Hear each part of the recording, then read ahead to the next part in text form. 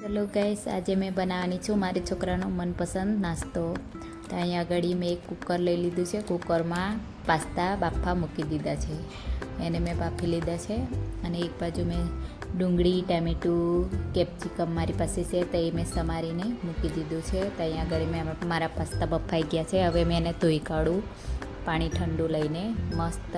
જો આવી રીતના તમે બી જે જારીવાળું વસ્તુમાં સ્ટીલનું હોય તો સારું, પણ મારી પાસે સ્ટીલનું નહોતું તો મેં લઈ લીધું છે પ્લાસ્ટિકનું. અને એક પેન ગરમ કરવા મૂકી દીધું છે.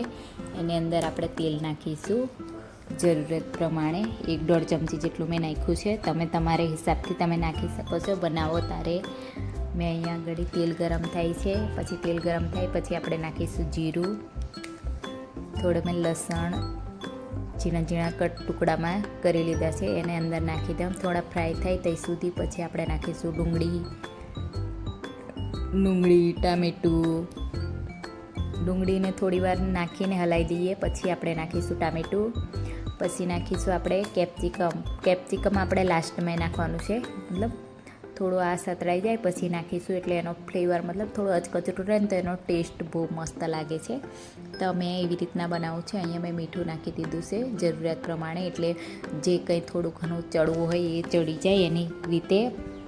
તે અહીંયા ઘડી મસ્ત મેં ફૂલ ગેસ કરી દીધો છે, એટલે ફૂલ મતલબ શેકાવા દેવાનું છે. ખાલી આપણે એક ગ્રેવી નહીં બનાવવાની. અહીંયા મેં મેગી મસાલો લઈ લીધો છે. તો મેગી મસાલો મેં નાખું છું. મારી પાસે પાસ્તાનો મસાલો નહોતો તો મારી પાસે મેગી મસાલો પડ્યો હતો, મેં એ યુઝ કરી દીધો છે. જો મેગી મસાલો નાખીને મસ્ત હલાવી દઈએ. પછી આપણે નાખીશું થોડું લાલ મરચું નાખીને બી હલાવી દઈએ. પછી આપણે નાખીશું કેપ્સિકમ. હવે કેપ્સિકમ મસ્ત સતરાઈ જાય, થોડા કચરા થઈ જાય પછી આપણે નાખીશું જે પાસ્તા લીધા છે એ નાખીશું આપણે. જો ઢાંકીને એકવાર મેં એ કરી લીધું કે ફ્રાય થઈ જાય બરાબર, પછી આપણે પાસ્તા નાખીને મસ્ત હલાવી દઈશું. તો મારા પાસ્તા જો બનીને રેડી થઈ ગયા છે. મારા છોકરાને તો બહુ ભાવે છે, તો ટિફિન લઈને જવાનો છે સ્કૂલ, એના માટે મેં રેડી કરી દીધું છે. બહુ બધો મરચું મસાલો બધો ઓછું નાખ્યું છે. છોકરાને ખાવું છે તો એને મતલબ એટલું બધું ગરમ મતલબ હેવી નહીં ખાઈ શકે તીખું, એટલા માટે મેં એને હિસાબથી મેં બનાવ્યો છે.